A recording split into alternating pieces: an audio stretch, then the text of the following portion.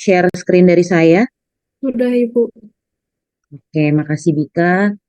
Oke, kita lanjut ya. Ini adalah pertama-tama mengenai pentingnya etika. Jadi dari awal kita kelas statistika, kita tahu bahwa statistik itu digunakan sebagai dasar dari pengambilan keputusan di dalam organisasi dan industri tempat nanti teman-teman akan bekerja atau keorganisasian di mana tempat-tempat akan teman-teman nanti akan terafiliasi gitu ya. Dan di mana di dalamnya akan ada bisnis dan ekonomi, ada bisnis proses gitu, dan juga ada ekonomi yang mungkin ada di dalam keorganisasian yang akan teman-teman masukin nanti di dalam pekerjaan. Karena teman-teman latar belakangnya di manajemen, itu sangat erat sekali kaitannya dengan ekonomi gitu ya.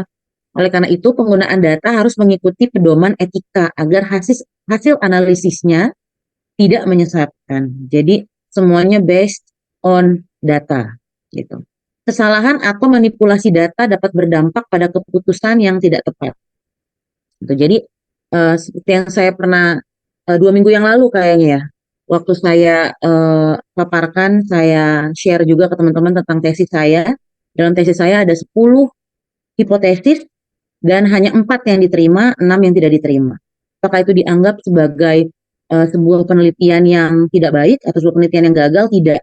Penelitian yang gagal malah adalah penelitian yang memanipulasi semuanya menjadi hipotesis yang diterima. Gitu. Jadi tugas kita sebagai seorang peneliti, sebagai sivitas akademika adalah memastikan bahwa penelitian yang kita akan keluarkan, yang akan kita rilis ke masyarakat, ke publik itu adalah sesuatu yang memang secara jujur, bukan manipulatif gitu. Sebenarnya ada nggak sih yang manipulatif yang kita bisa lakukan gitu ya, yang tanpa sengaja mungkin kita lakukan. Nah, nanti kita akan lihat di slide-slide berikutnya. Oke, selanjutnya.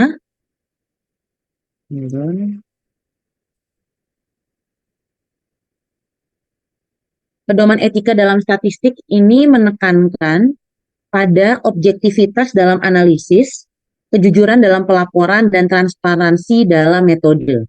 Gitu ya, kita objektif dalam menganalisa. Jadi dalam analisis itu kemarin yang dari mulai normalitas, kemudian teman-teman sudah mempelajari reliabilitas gitu ya, validitas gitu. Kita objektif dalam menganalisanya based on rumus dan yang sudah teman-teman pelajari dalam statistika. Kemudian kejujuran dalam pelaporan. Perlu adanya kejujuran dalam data yang ada.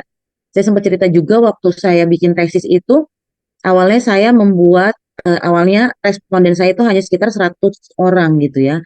Dari 100 itu ternyata ada yang tidak valid gitu ya, tidak normal datanya dan tidak valid.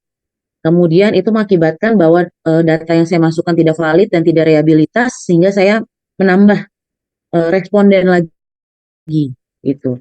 Bukannya mengubah dari data responden yang sudah saya dapat menjadi saya ubah angkanya, mungkin bisa aja kita dengan mudah ubah gitu ya angka-angkanya menjadi apa gampang kita ubah dengan yang sebelum-sebelumnya supaya dia bisa terlihat normal dan valid gitu. Tapi saya memilih untuk mencari responden yang baru gitu. Dari 100 ternyata yang normal hanya 85 sehingga saya cari lagi 50 ternyata malah ada juga yang tidak normal tapi dapatlah 115 responden gitu. Itu kejujuran dalam pelaporan. Kemudian transparansi dalam metode. Metode analisis apa yang kita gunakan, teman-teman? Apakah kita gunakan kuantitatif ataukah kualitatif? Nah, biasanya memang kalau lebih mudah menggunakan kuantitatif. Tapi tidak menutup kemungkinan nanti teman-teman S2 atau bahkan nanti di S3 akan ada mix method gitu. Yaitu kuantitatif dan kualitatif berdasarkan periodik. Gitu. Jadi 2 bulan menggunakan metode kuantitatif dan 2 bulan lagi menggunakan kualitatif. Terutama mungkin teman-teman yang misalnya mau dengan metode eksperimental, itu bentuknya eksperimen, gitu. Metode eksperimen seperti apa? Gitu. Itu perlu transparansi yang kita masukkan di dalam penulisan penelitian teman-teman. Dan di dalamnya menghasilkan peneliti yang menyajikan hasil sesuai data yang diperoleh tanpa distorsi. Distorsi itu tanpa adanya gangguan atau bias-bias dari hal-hal yang lain. Gitu. Kemudian lanjut objektivitas dan integritas. Analisis statistik harus didasarkan pada pemikiran yang kritis, dan tidak dipengaruhi oleh kepentingan tertentu. Integritas akademik mengharuskan peneliti untuk menghindari manipulasi data dan menjaga keaslian hasil penelitian. Gitu ya teman-teman, di sini sudah sangat jelas ditekankan bahwa objektivitas dan integritas itu penting. Gitu. Kalau teman-teman lihat bagaimana kondisi Jakarta beberapa hari kemarin, gitu ya, apa yang tengah terjadi, harusnya kita sebagai sivitas akademika dan juga yang bergaul di akar rumput tahu gitu ya teman-teman, apa yang tengah terjadi di perekonomian Indonesia saat ini gitu ya, apa yang tiba-tiba sekarang mendadak naik gitu ya teman-teman, dan kemudian apa yang tengah terjadi gitu ya dalam perekonomian itu. Nah, dari situ teman-teman mungkin bisa ambil berapa integritas itu sangat penting gitu. Integritas yang tidak menjadi hal yang paling utama gitu, yang tidak kita biasakan dari pertama-tama di akademik, dari hal yang mungkin uh, hal yang masih basic gitu ya teman-teman, dari kita SMP, SMA, kemudian sekarang teman-teman kuliah, dari integritas akademik yang menghindari manipulasi-manipulasi data, gitu. Itu akan membantu teman-teman juga untuk kedepannya, saat nanti mungkin 10, 15, atau 20 tahun lagi,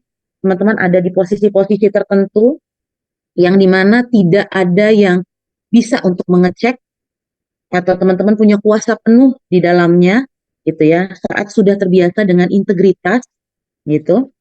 eh, Hal itu tidak menjadi sesuatu hal yang berat untuk teman-teman menjaga integritas, tapi akan menjadi sangat berat kalau itu tidak dibiasakan dari hal-hal yang basic dari yang kita lakukan dari mulai perkuliahan ini. Nah, integriti itu menghindari manipulasi data dan menjaga keaslian dari hasil penelitian.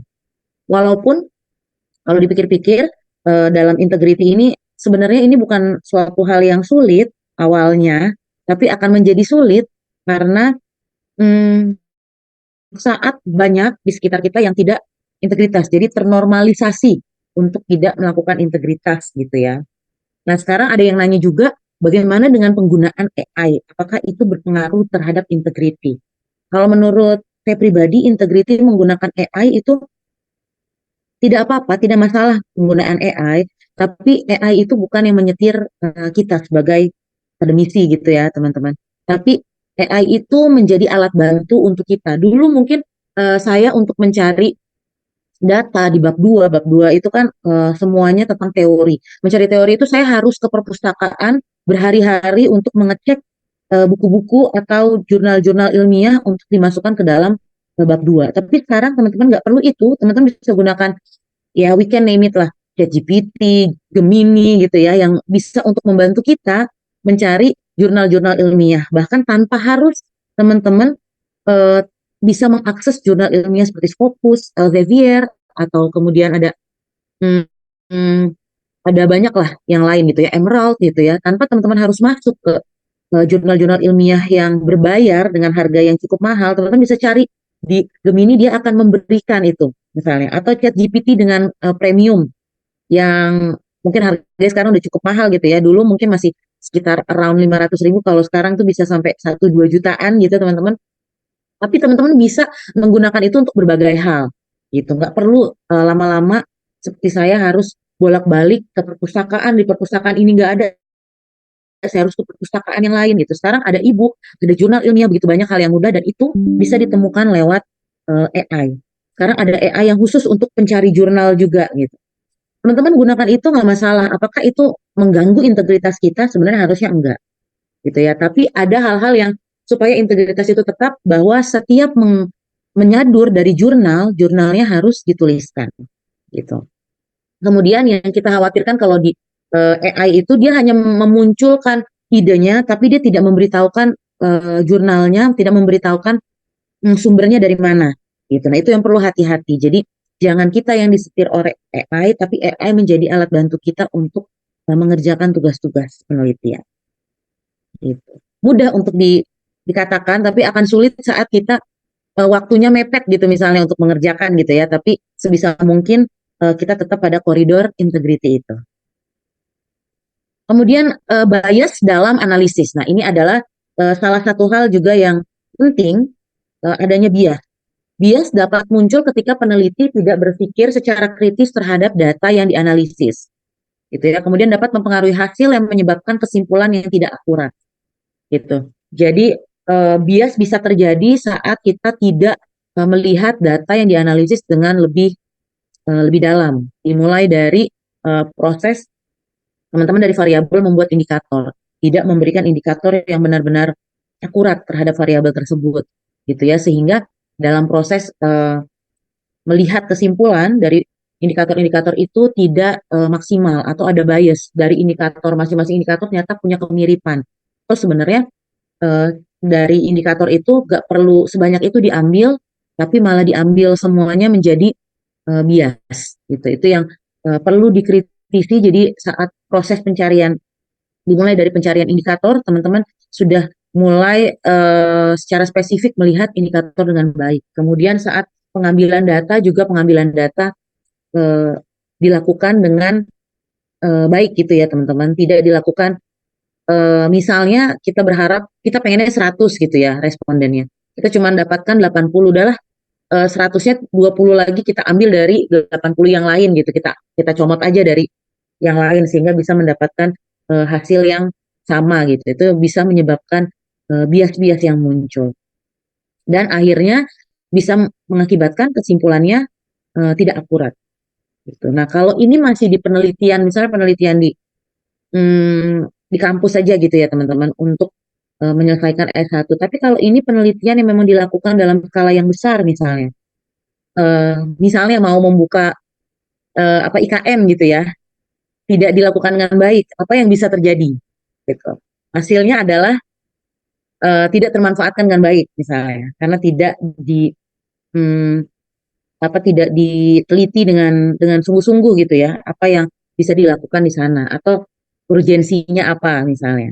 Nah, dalam proses penelitian itu kalau itu masih di kampus itu mungkin bisa bisa saja tidak terlalu berpengaruh, tapi kalau saat sudah terafiliasi dengan keorganisasian atau instansi itu bisa berpengaruh sangat besar terhadap keputusan-keputusan yang diambil. Kemudian ada kesalahan interpretasi. Di sini ada dua kesalahan. Pertama, kesalahan yang biasanya umum dari statistik yaitu menarik kesimpulan yang tidak didukung oleh data. Jadi dalam memberikan kesimpulan biasanya tidak based on data, artinya sesuai dengan yang biasanya terjadi gitu. Seperti misalnya sebelumnya saya memberikan hipotesis itu karena saya melihat seharusnya seharusnya hipotesis saya yang biasanya terjadi itu sesuai dengan hipotesis saya gitu. Jadi kalau transformasi digital SDM itu membaik, berarti um, seharusnya kinerjanya pun akan cukup baik ya dong. Harusnya kita secara manual kita sudah lakukan secara digital, harusnya itu membaik. Tapi ternyata di lapangan di instansi tertentu itu tidak membaik, malah itu menurun. Gitu. Nah, kita memberikan kesimpulan based on datanya memang ternyata menurun. Jangan kita ikuti sesuai dengan keinginan kita, yaitu hipotesis kita yang biasanya terjadi itu uh, bertambah baik gitu ya, punya signifikan yang positif, tapi ternyata ini signifikan yang negatif. Kita berikannya sesuai dengan apa yang kita inginkan gitu ya. Kesalahan umumnya menarik kesimpulan yang sesuai dengan keinginan kita. Kemudian yang kedua adalah karena kurangnya pemahaman atau interpretasi yang berlebihan terhadap hasil analisis. Jadi tidak perlu berlebihan juga dalam pengambilan keputusan.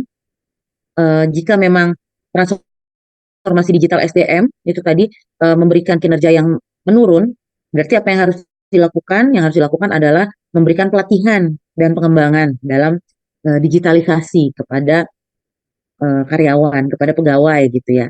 Nah, pemberian pelatihan dan pengembangan ini seperti apa yang harus dilakukan?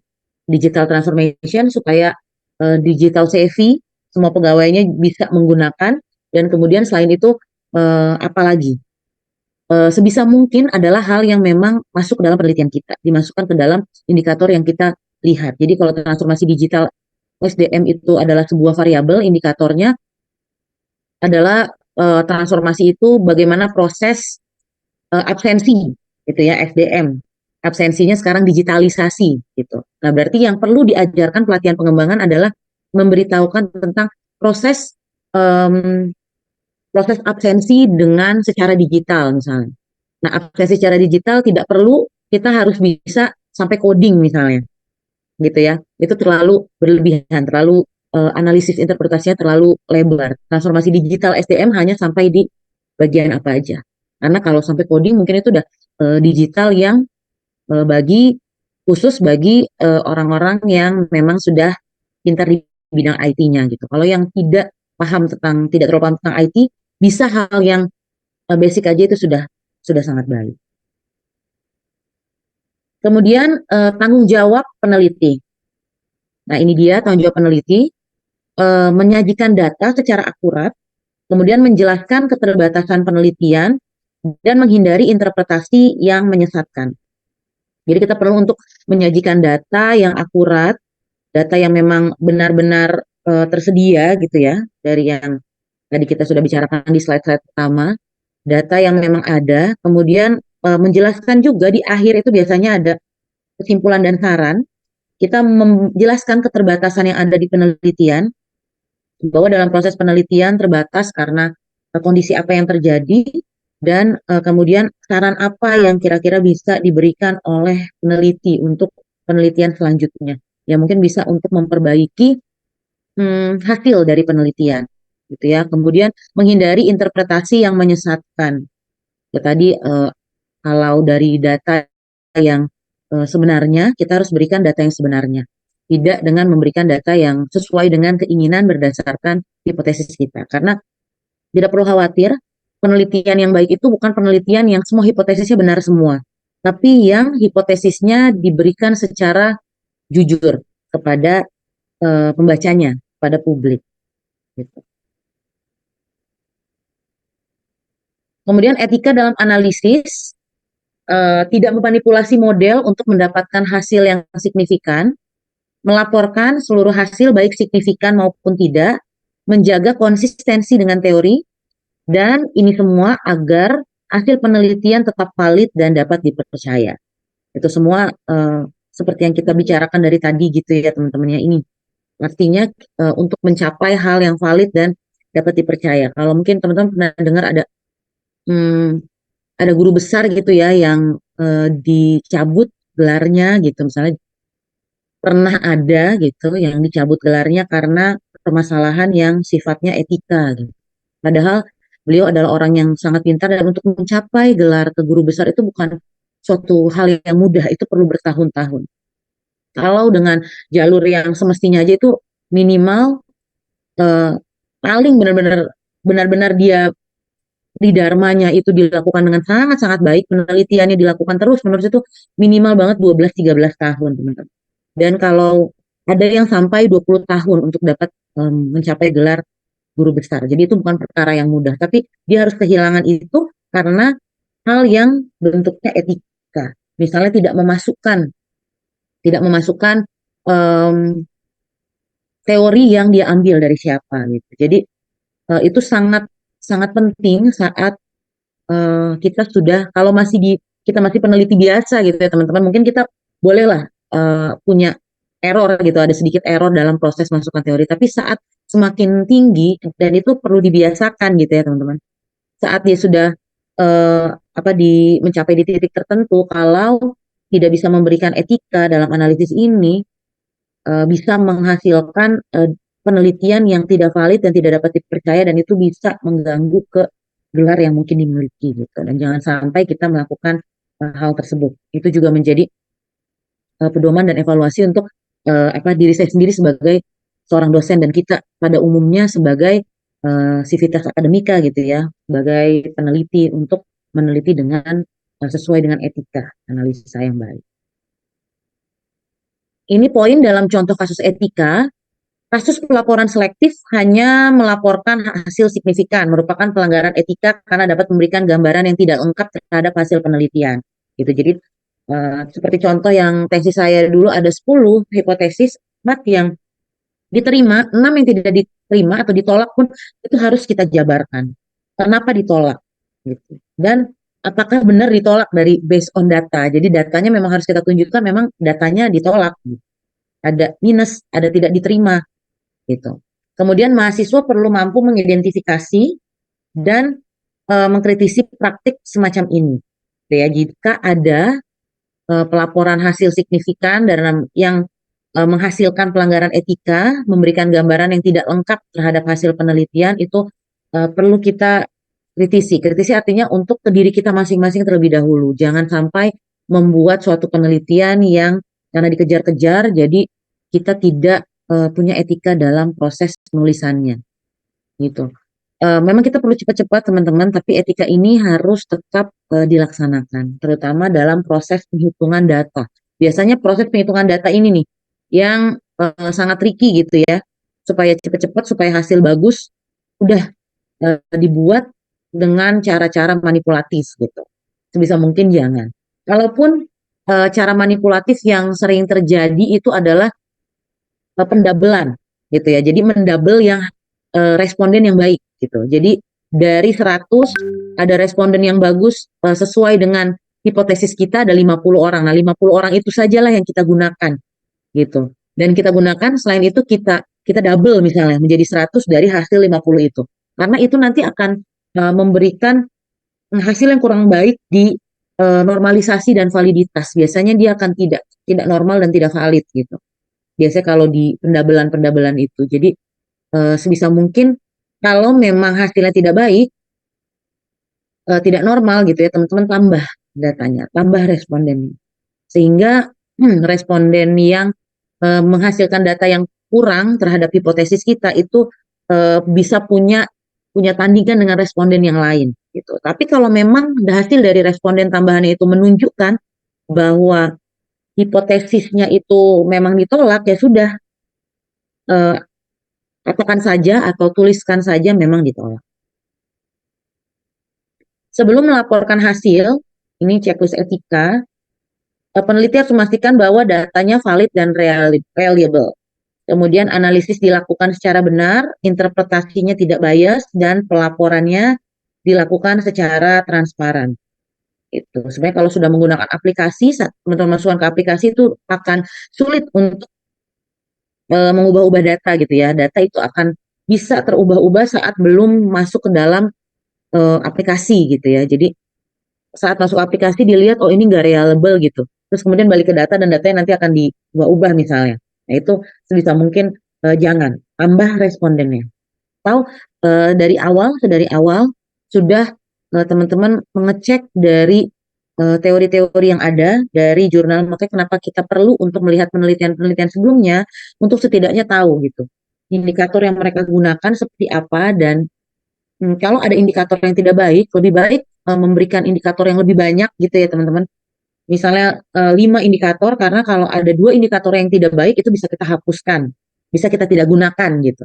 Jadi yang kita gunakan hanya 3 indikator yang memang itu datanya itu sangat valid dan reliable dan memang baik untuk ke hipotesis kita. Kalau seperti itu masih boleh. Karena apa? Karena si indikator itu memang sudah ada dari awal proses pembuatan di variabel dan dari penelitian kita. Tapi kalau tiba-tiba teman-teman menggunakan indikator lain atau indikator yang belum ada tiba-tiba membuat indikator lain, itu berarti teman-teman harus responden sebelumnya itu harus dicari lagi tuh yang sama gitu ya. Ada 80, berarti 80 yang memang sudah menjawab dari variabel-variabel itu dengan indikator yang sebelumnya itu harus juga sama. Jadi jangan sampai respondennya berbeda-beda.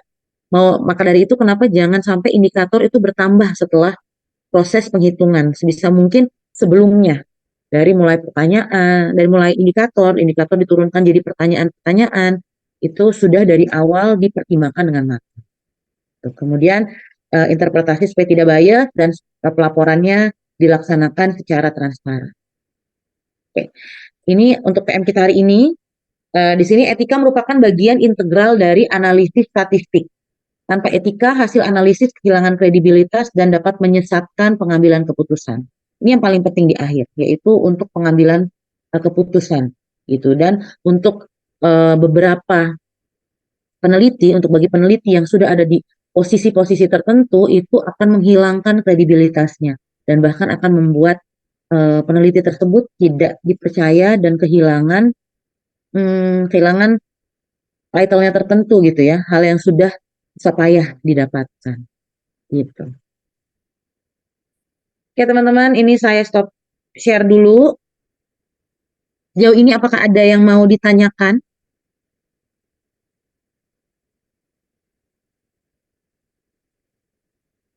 Silakan kalau tidak ada yang mau ditanyakan, saya absensi dulu karena kebetulan sudah banyak. Sama kita foto dulu. Kalau gitu deh, ini saya masih nunggu open simple-nya belum bisa. Masih running, boleh on cam dulu teman-teman. On camnya, please semua wajah perlihatkan supaya saya bisa tahu teman-teman memang masuk di kelas ini.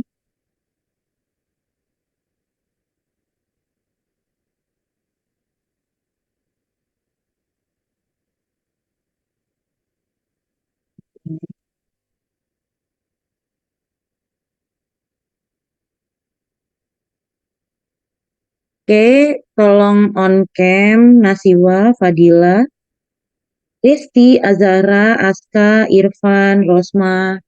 Yuk kita on cam dulu.